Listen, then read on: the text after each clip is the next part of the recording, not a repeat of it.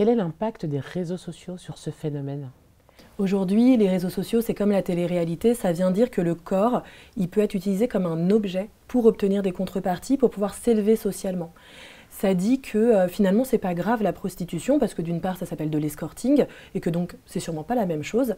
Et puis, ça vient dire aussi que si ça permet d'avoir un téléphone, si ça permet de voyager, si ça permet de pouvoir s'acheter des habits, bah c'est OK.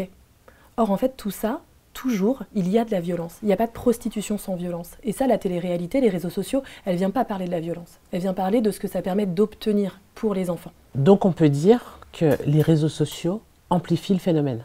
Oui, et on peut répondre ça sur plusieurs choses. Il y a d'abord les influenceurs, les influenceuses qui vont venir banaliser les conduites prostitutionnelles, mais qui, au-delà de ça, vont montrer qu'il est nécessaire pour réussir sa vie d'avoir un iPhone, d'avoir une vie incroyable à Dubaï. Ça, c'est la première chose. Et puis la deuxième, c'est comment aujourd'hui les proxénètes vont utiliser les réseaux sociaux pour pouvoir avoir accès à plus de victimes.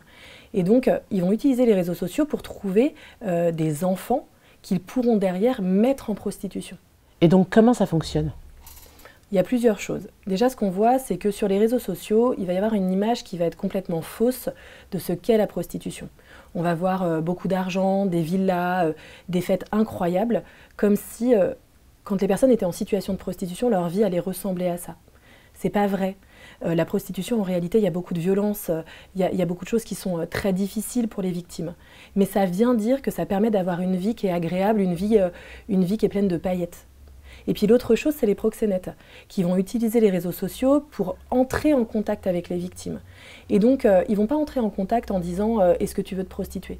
Ils vont rentrer en contact en disant « on ne se connaît pas, je t'ai vu, j'aime bien tes vidéos, ça serait bien si on pouvait se rencontrer. » Et puis petit à petit, comme ça, ils vont mettre une situation d'emprise, ils vont créer de l'isolement, et puis ils vont créer une forme de dépendance affective. Et c'est suite à ça qu'ils vont tenter de mettre en prostitution. Ils utilisent tous les réseaux?